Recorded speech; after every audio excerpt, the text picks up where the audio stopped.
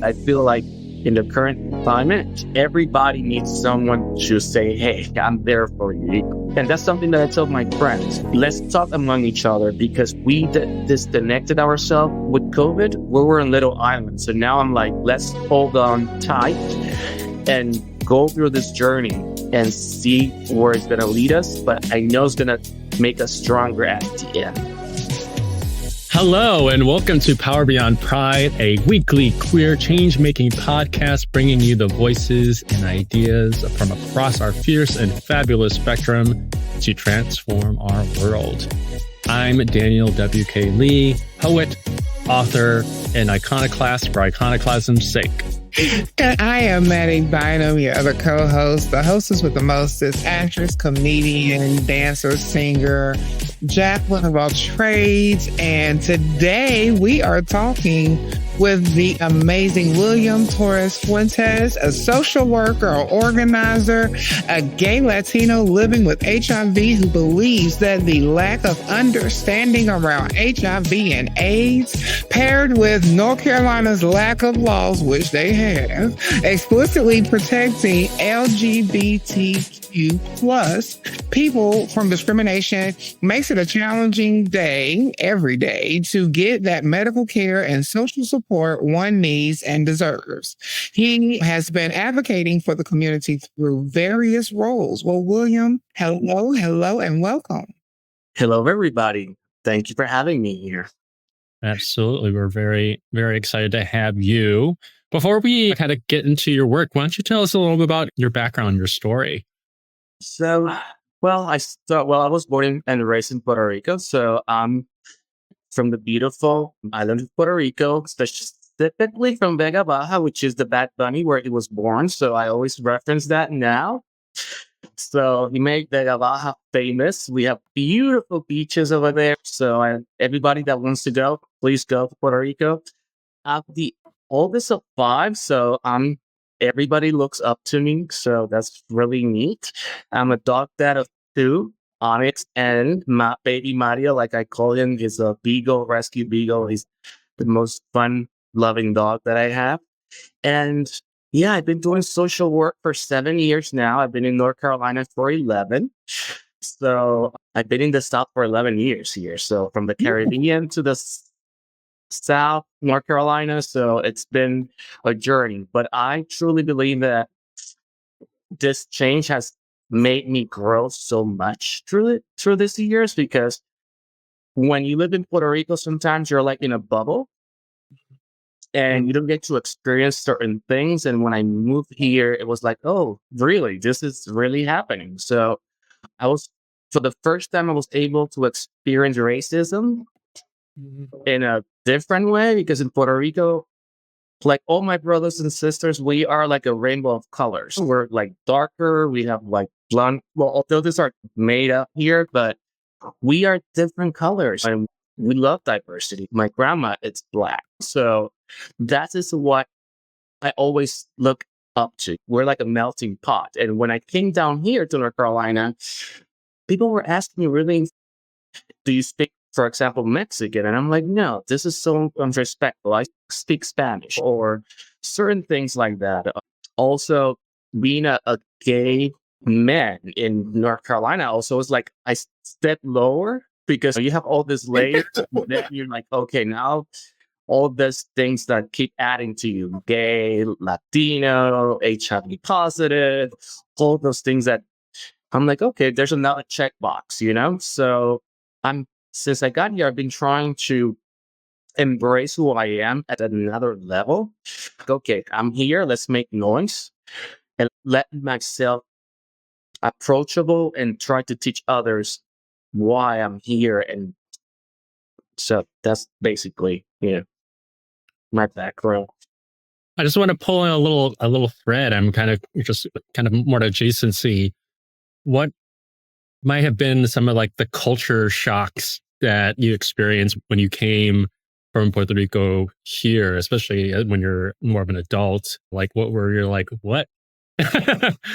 So North Carolina has very specific language, for example, and there's a flavor. I love North Carolina. It's a very beautiful state. The people are very loving, but at the same time, the religious is very predominant.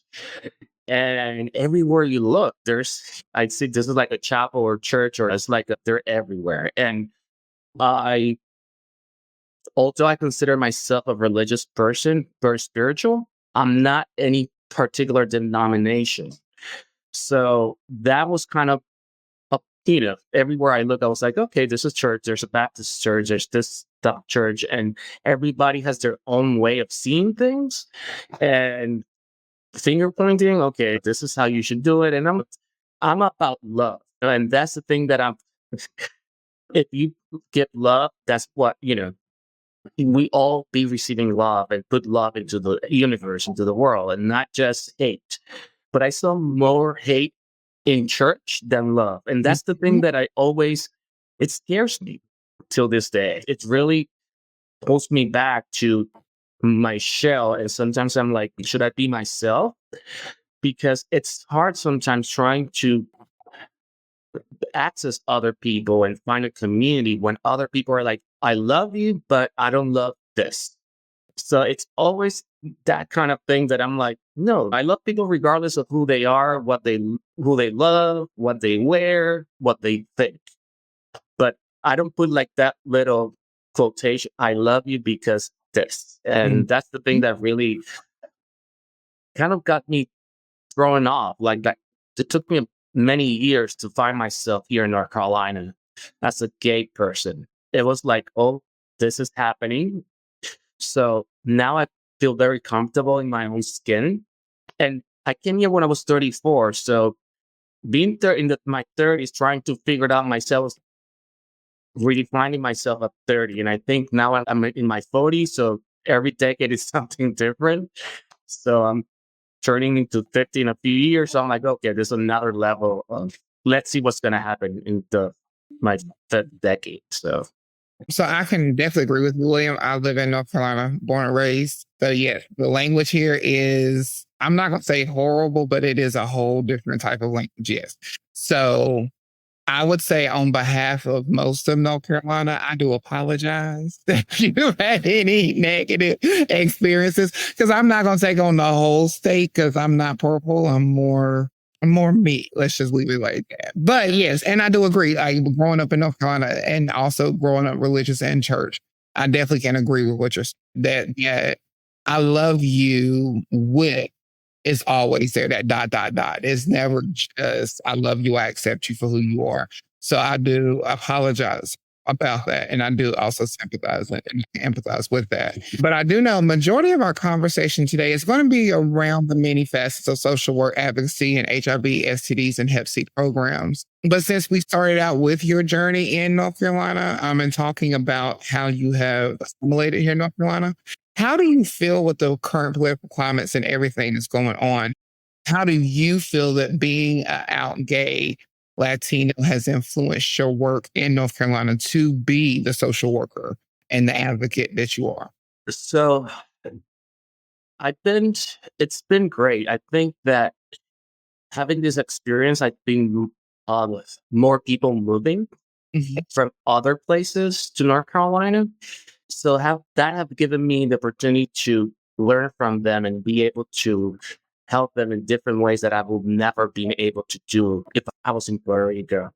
I'm learning from the cultures, from their struggles, because there's a lot of struggles from many, many places that sometimes we don't realize. Like people coming from Central America, South America, they have a different story. And it's very hard for them, their journey coming here, trying to access services for any condition, especially for HIV. I've heard so many stories about not having medications for years or not having been able to see a doctor. So that really, for me, that's unacceptable in this century. I think HIV access for medication should be for everybody, regardless of where they are. And that's something that I keep working when they come here. I'm like, okay, let me take care of you. Let me show you compassion love, because that's the thing. Some people, they don't even have that compassion, a family member that can be compassionate to them, or they can give them a hug. I'm a hugger. So when I see someone, when I first see them, when I meet them, I'm like, may I give you a hug? When you talk about the compassion is a big part of it. Like, I think that make people miss that. I remember growing up, there was this man that we grew up knowing in our community, and we did not know until after he passed that he was gay or that he had HIV or anything. I think he actually ended up progressing into AIDS. But I remember as a 13-year-old at that time, I remember asking my aunt who told us, and I was just like, well, who was there to hold his hand? Like, who was there with him when he went through what he went through? Like, how did he transition? And she was just like, well, baby, I don't know. And I felt the same way. I'm like, that's unacceptable. No one should ever deserve to go through that alone. Yes. And there's still people. I work with people that they don't have any family members. I work with a lot of people that they're on shelter and house. So they put me as their emergency contact. So, and coming from a big family, for me, that's very, I can't unfathom. That was like, this is my first real, okay, there's people that they're really by themselves out there. They don't have anybody. So how can I change that narrative to make them feel there's someone that really care for them, and not just as a social worker, but also as a human being. And that's my social work part that I'm always proud of. I didn't study social work. I have a master's in counseling and rehab counseling. So, and I've been fortunate to be working as a social worker for almost 7 years. So it's it brought a lot of different challenges, but also I have grown so much as a person. And social work is a very beautiful work, Lloyd. And I think that that's something that we should always embrace. Like teachers, we need more teachers, we need more social workers, we need more psychologists, people that can, because mental health is a huge thing right now. It's always been, but I feel like in the current climate, everybody needs someone to say, hey, I'm there for you, you know? Yeah. I need a person for myself. I have people to talk. I need you. And that's something that I tell my friends. Let's talk among each other, because we disconnected ourselves with COVID, a lot of us. So we're coming back. We're like, we're in little islands. So now I'm like, let's hold on tight and go through this journey and see where it's going to lead us. But I know it's going to make us stronger at the end. Do you see, since COVID, do you see more people who are displaced and estranged our community? So yes, COVID was, it hit hard everywhere. And in North Carolina, we saw a higher rate of people on house because they lost their jobs. Although there was freezes to not people be displaced, like landlords were unable to get you kicked out because there were laws and all that. There was also an increase of funding, but that funding went away. So most of the people that were relying on those fundings right now, we're struggling to find funding to house them or to provide any, for example, food, shelter, and all that comes with it. So yeah, I've seen an increase of, plus other people are moving from up north to the south, to North Carolina. So we have seen an increase in unhoused people. Absolutely. Thank you for bringing up those factors, and are definitely things that we can continue to explore. But we're going to take a very short break. And please stay tuned to this fantastic episode of Power Beyond Pride, where we're sitting with William Torres Fuentes. We'll be right back.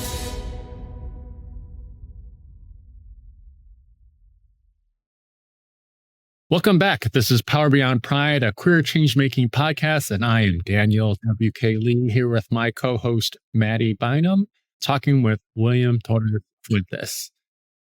Continue with what we were discussing earlier about you as a social worker. I'm curious, what's one thing you wish more people understood about social work, and especially being a social worker specializing with the LGBTQIA plus community?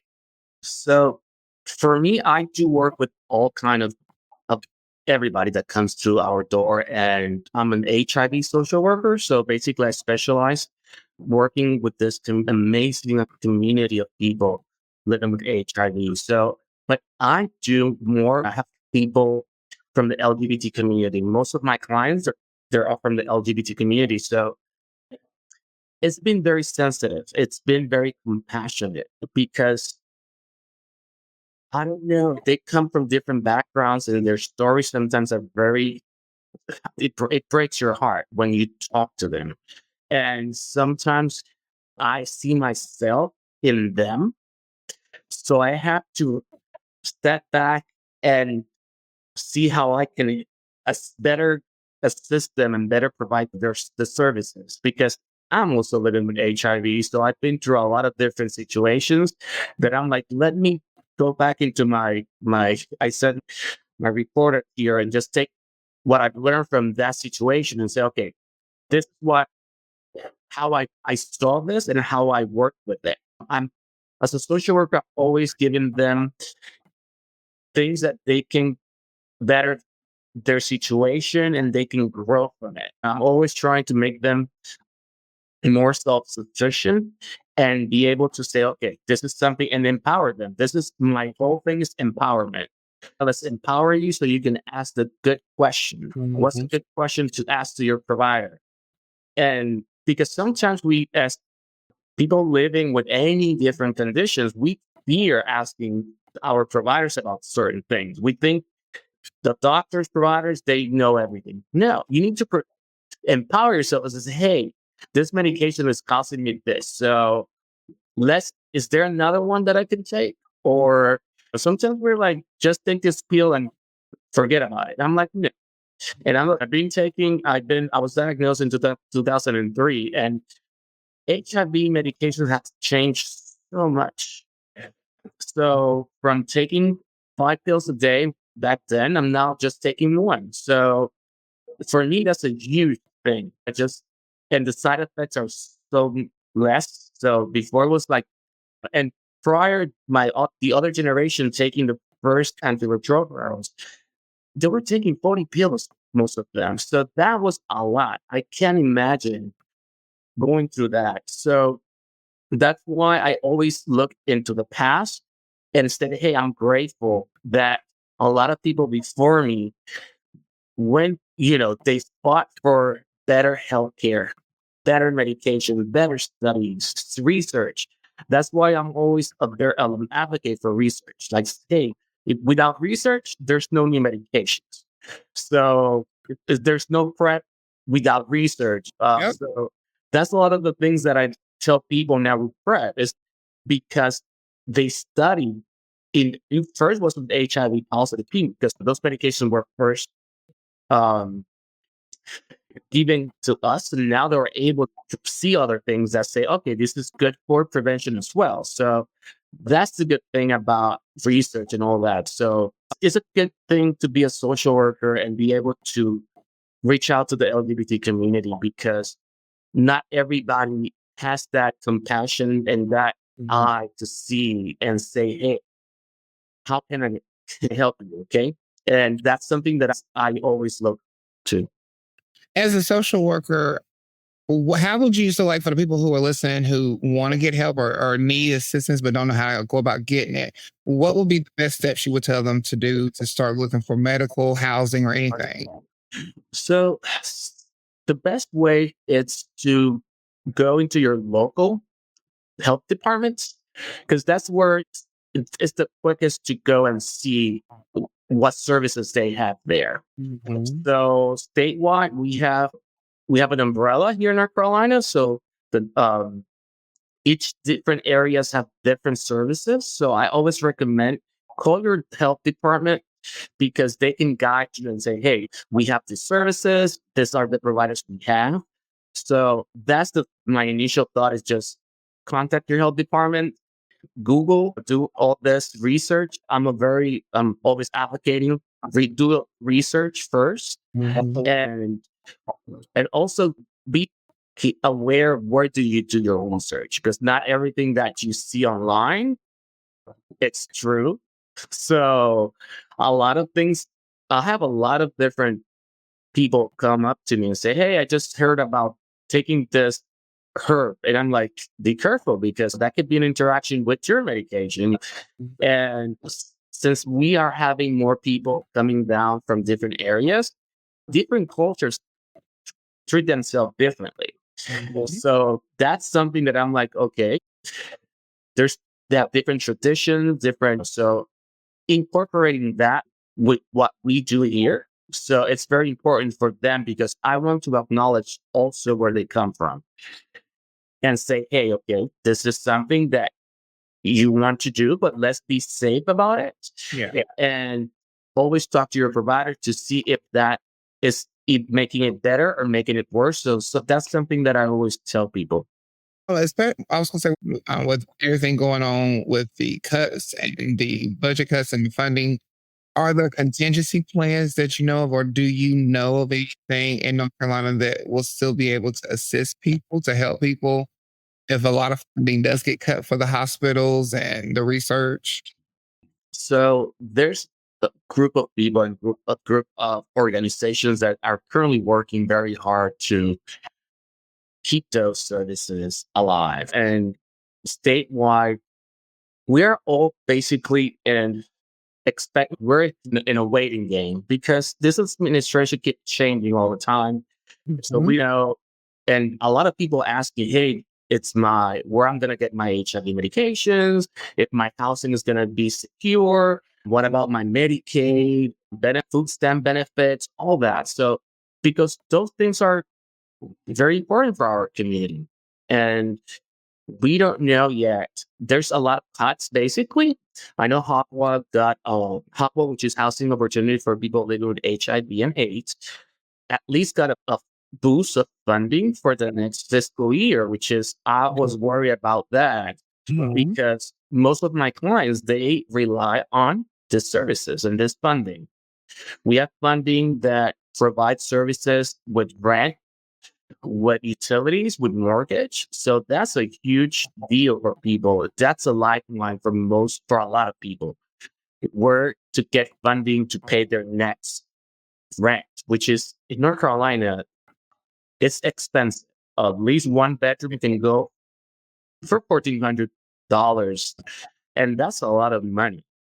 And that depends on what city in North Carolina. 'Cause I know in Charlotte and Raleigh, one bedroom start at 19 and go up. So Yes, and how can you afford that with minimum wage? So that's something that it's scary to most people. It's scary for me, because I sometimes I say, okay, if I lose my job, how can I be able to afford my house where I'm currently standing?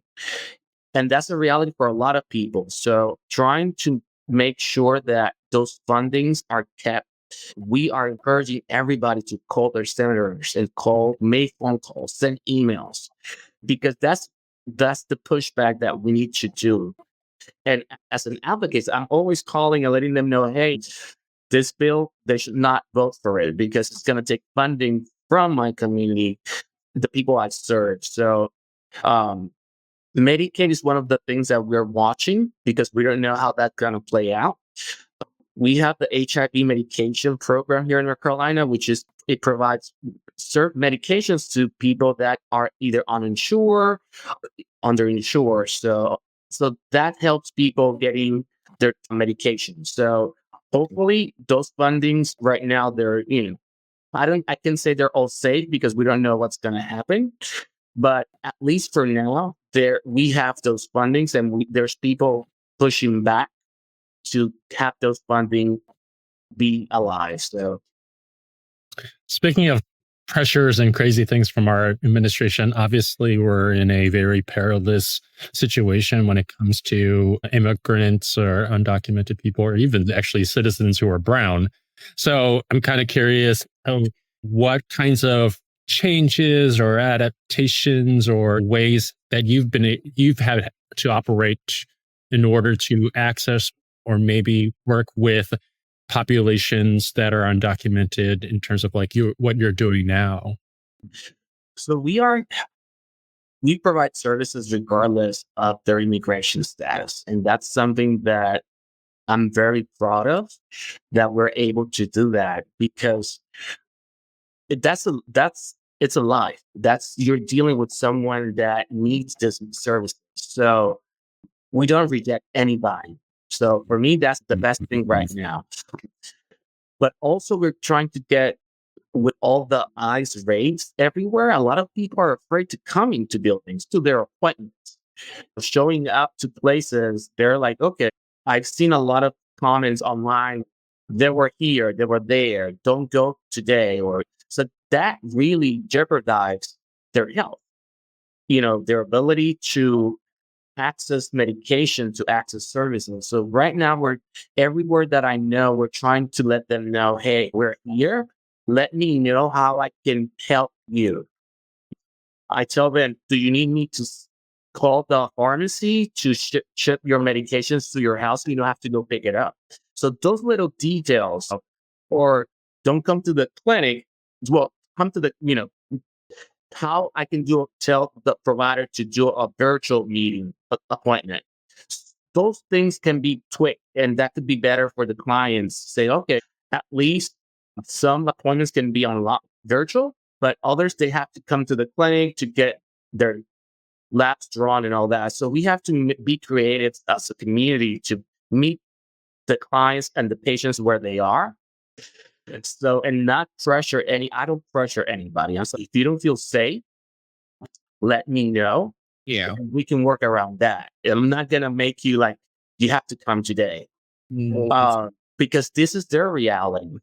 And we have to acknowledge their feelings. They're afraid, to be honest. And we have to be empathetic with those feelings and try to work around that, and I deliver food. I deliver different things to, if I can do whatever, it's easier to make their life. I'm like, let's do it. And I have an amazing group of people that work with me and around the state. Everybody's been very helpful. I think because the South, we do everything. Also, we love hard. We want people to be well and healthy. So we're like, let's do it. It's scary because I don't know where how the next funding is going to be, but that's why I'm always advocating. I was in the Hill last year. We have AIDS Watch. So we go and talked with our senators and try to advocate for services and for more funding. So last year we were advocating for more PrEP access, which is PrEP is for a medication you can take to avoid getting HIV or getting so that's something that we always do. We're doing that so we can make it better. It sounds like you've been really great at being adaptive and flexible, which is so fantastic in terms of, I think people can also get bogged down by, oh, this is our policy, rather than like what you said, which is like being able to meet people where they are. Let's take a short break here. Stay with us because we'll be right back in a minute for a speed round of questions to get to know William Torres Fuentes better.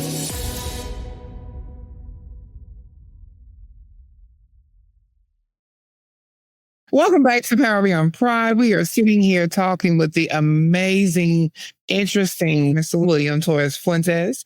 I am your host, Mattie Bynum. I am co-hosted with Daniel W.K. Lee, the most intelligent, insightful, wittiest man that I know, and I love it. He's such a sweetheart. But something that we found out earlier, Daniel, that I don't think we really talked about in this episode is this is William's very first podcast. So as host, I would love to ask you, William, how's it going? Are you enjoying your first time?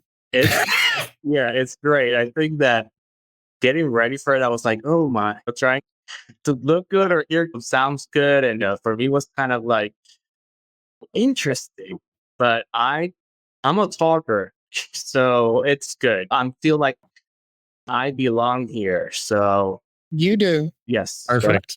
Podcasting is one of those you got to be able to be a talker, because if you come onto a podcast and show and you don't talk, there will be this thing called dead air. And in radio, there's a thing with dead air. It's funny because on TV, you can be silent and expressionable with your face, but in podcasts, you can't really do that. So I think you're doing pretty good, though, so far.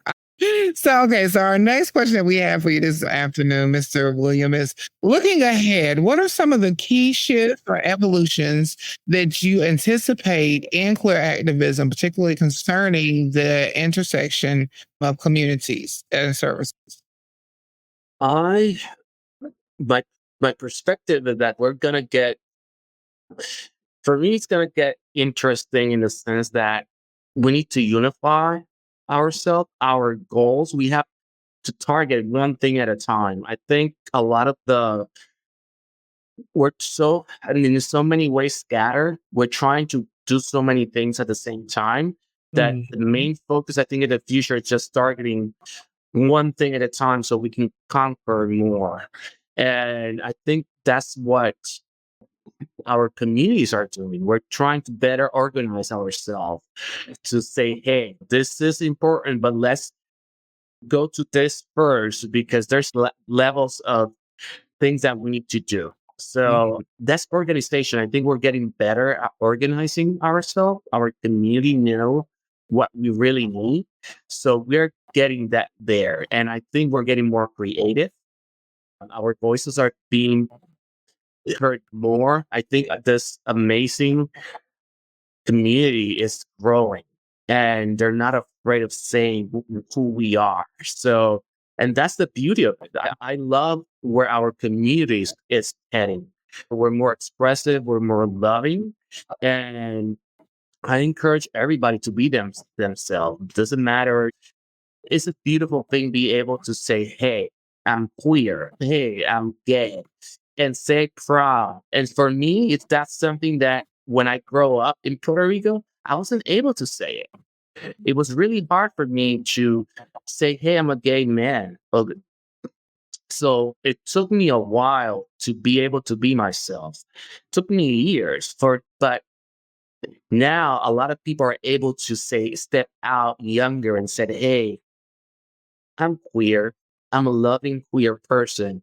And that doesn't make me less. So for many years, I felt that I was in my shell. But now looking back, I'm like, I'm happy where our community are going. But this is not something that's everywhere. We need to keep fighting for those in places that they're being silenced. And so that's why our reality here is not the reality of people in other parts of the world. So we need to be mindful also for our brothers and sisters in other communities that they're fearing for their lives. They're running out, they're stepping out, they can't be themselves. So just we keep reminding ourselves that this fight is for everyone, not for just a few of us. So I really love how you're just so led by your empathy and your compassion. So that's really amazing. Very inclusive. Yeah. And would love to kind of hear about then what's kind of in the future for you in this year or the next year in terms of your own journey, not just the work stuff, but like maybe some of the personal things that your personal growth. for me, it's learning. I think that I just knew the next few years is going to be, I think, growing and in a different way. I think each year when I'm getting older, I'm getting wiser. I hope I'm getting wiser sometimes. I still make a lot of boo boos. I said, okay, but that's the human part of us. But my future, I want to be able to reach out more, do more advocacy, and try to step out of my shell. Sometimes I'm like, it's difficult sometimes be out there with the current climate, and sometimes I'm more aware of my surroundings where I do my advocacy because we have to be we have to take care of each other. And that's something that I tell people. If you're gonna be an advocate, you need to be aware of your surroundings. Yeah. And be safe. For me, that's the key word. Safety is the first thing you have to envision, because there's people of mental health. There's a lot of things out there that you need to take care of yourself. And we need to take care of each other. Like when a friend of mine told me I'm gonna do this, I'm like, okay, have an emergency plan, a contingency plan. So it's for me, it's just keep doing what I do. I think I keep loving my community, keep giving my love. A lot of self care. That's something that I always encourage because before I didn't do a lot of self care, but now I'm all about self care. You need to take care of yourself to be able to give to other people.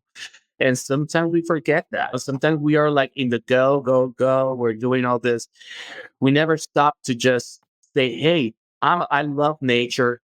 I love go hiking. I love playing with my dogs. I love gardening. So that's the thing that grounds me. It's just being one with nature. So that's what I'm envisioning myself.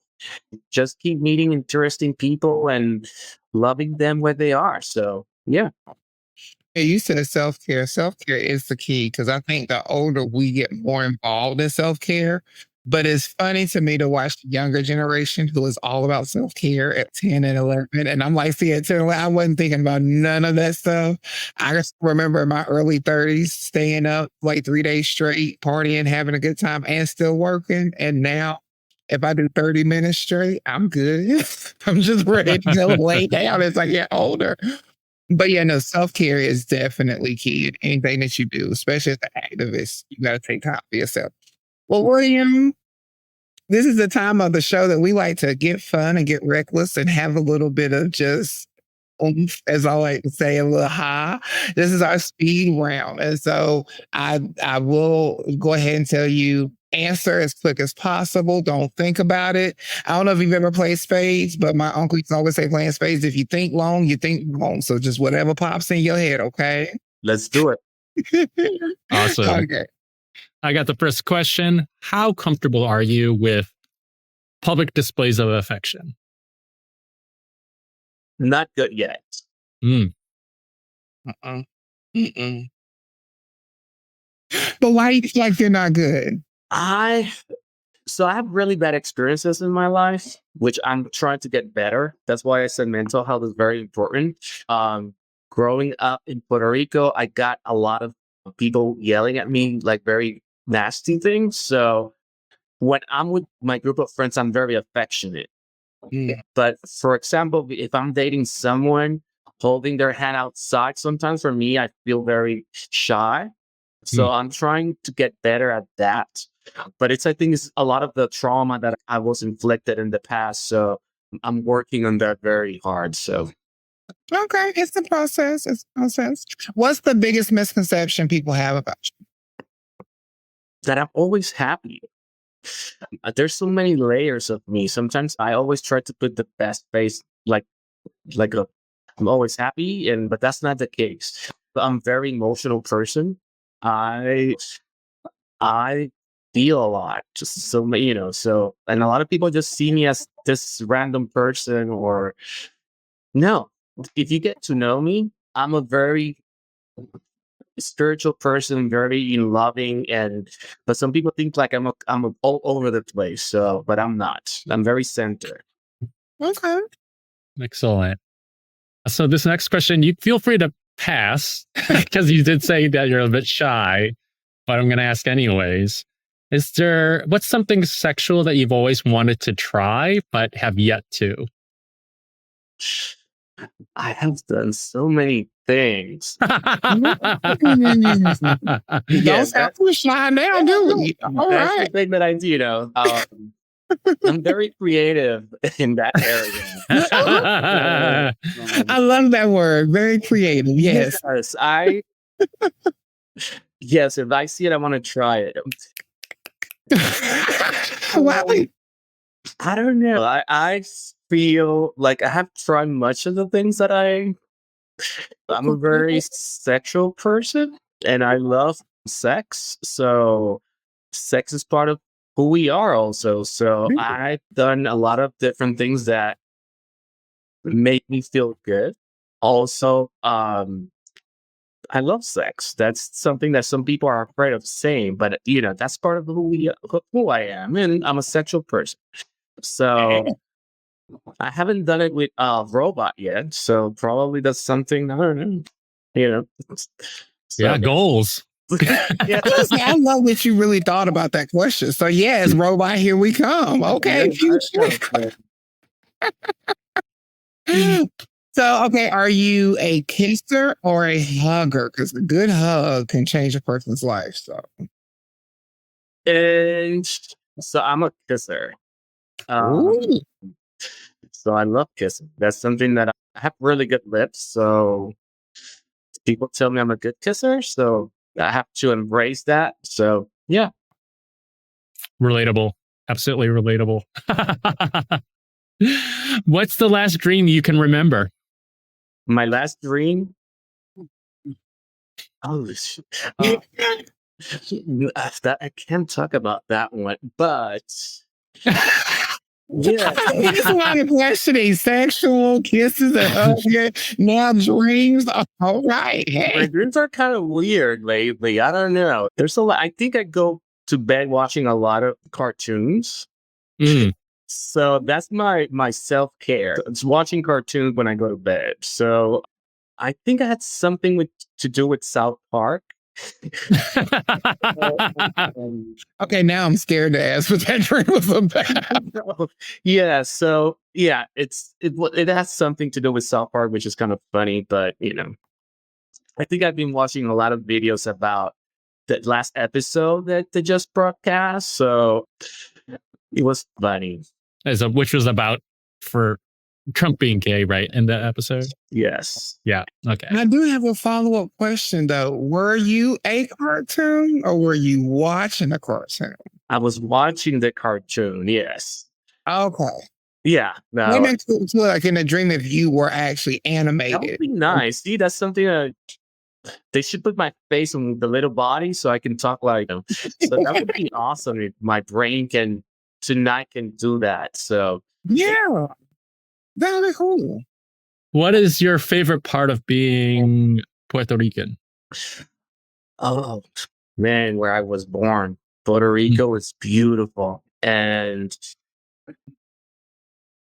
yeah, it's just being born there. It's just a bonus. It's just amazing. The coming from that Puerto Rico is only 100 by 35 miles, but we have so much we're giving so much to the world, and our culture, our music, food, it's amazing. So I love being Puerto Rican. So If you had a pet sloth, what would you name it?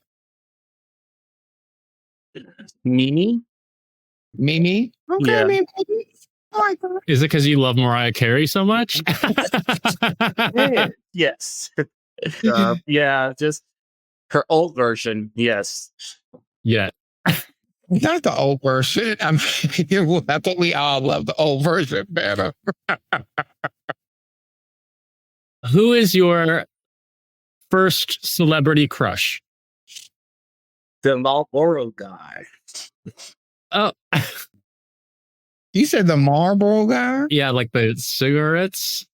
Okay. I'd have to, because we've had different ones. I'm kind of curious which era would have been. Like an 80s? Is that an 80s Marlboro? Yeah, so I don't know. I thought him as a celebrity, but it's just the first time I saw that image. Uh-huh. I knew He was lying. yes, I knew I was gay. I'm like, yep, that's what I was. Because there was not a lot of technology back then, but there's cigarette cartons everywhere. So yeah, I saw that. I'm like, interesting. I wanna be a cowboy now. So Well, at least it didn't encourage you to be a smoker. It encouraged you to do other things. But hey, we love it. I wanted to ride a pony. Yep, let's do it. Yes. And well, now you might be thinking of Genuine on that one, but what was the last thing that made you laugh? Oh man, my nieces, they're always making so many. I love kids are so genuine, and sometimes they say so many things that I'm like, how did you come up with that? You know? So was one thing that my niece said that I was like, she's always making fun of me. So for some reason, But yeah, it was just something that it say something, and yeah, that makes me I was like, oh, that was funny. So Well, we have one more of the speed run questions, and it is, who is your nemesis? myself, Ah, legit. I'm my worst critic most of the time, but I'm learning. But it's just I'm still conscious a lot, so I'm trying to be better in that sense. That I know that I'm human, but sometimes I want to be superhuman, and that's not possible. There's nobody superhuman.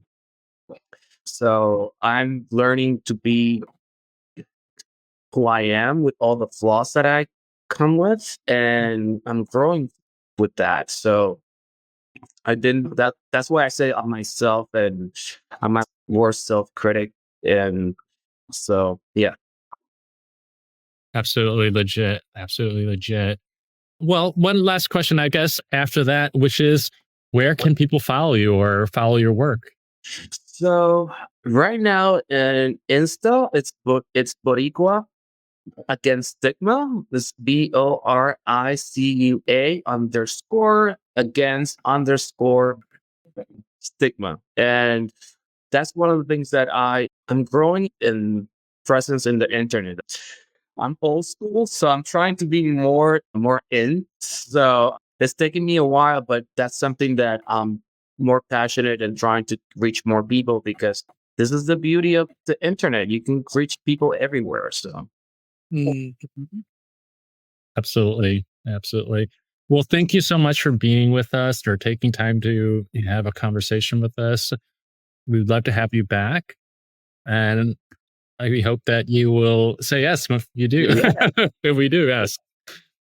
Good. Yes. This was an amazing opportunity for me. And just, you're a great host. I love interacting with Mattie and Daniel. So, Yeah. yes, I feel like we're in the view and I'm sitting down and just. So who am I, Whoopi? I mean, I am dyslexic, so I mean, but Yes. well, I'm glad you had fun. That's all that matters. Thank you for having me. It was great to be here, and shine, be queer, love yourself, and just love others, which is gonna make us better and get us through this, whatever is going on in the world. But we're gonna be here. So thank you for having me. All right. Well, I am also your other co-host for the evening, Mattie Bynum. You can find me at Instagram at Mattie Simone 737, Facebook Mattie Bynum. And to echo it one more time, William, thank you for coming. It's been a joy, a privilege, an honor, and hopefully maybe I can see you in the real world, because I do live in North Carolina, and we can do fighting together as activists and working. My other go-to always to end the show is, we're coming up on an election year. This is a midterm year. People, we have to vote. We have to vote. We have these shows. We talk about change. We talk about change makers. We talk about activists. But if we really want to see change, we have the power. We are a country for the people, by the people. We have power. So please go out and vote. It's very important. Amen. Amen. And I'm your co-host, Daniel W.K. Lee, poet, author, and iconoclast. You can follow me on Instagram at strongplum, and my website, danielwklee.com. Remember to subscribe and get your friends to subscribe to Power Beyond Pride on Spotify, Apple Podcasts, or wherever you get your podcasts. And check out our website at powerbeyondpride.com. And Power Beyond Pride is a project of A Great Idea, a queer-owned design and content agency. Learn more about A Great Idea at agreatidea.com. This episode was produced by Shane Lucas. Mattie Bynum is the project developer. Our editor is Jarrett Redding, with support by Ian Wilson. And me and Daniel are both part of the wonderful co-hosts of this podcast here. We invite you to send in your questions and comments at powerbeyondpride.com. Check out our new episodes each week. We look forward to queer change making with you next time. From all of us here at Power Beyond Pride,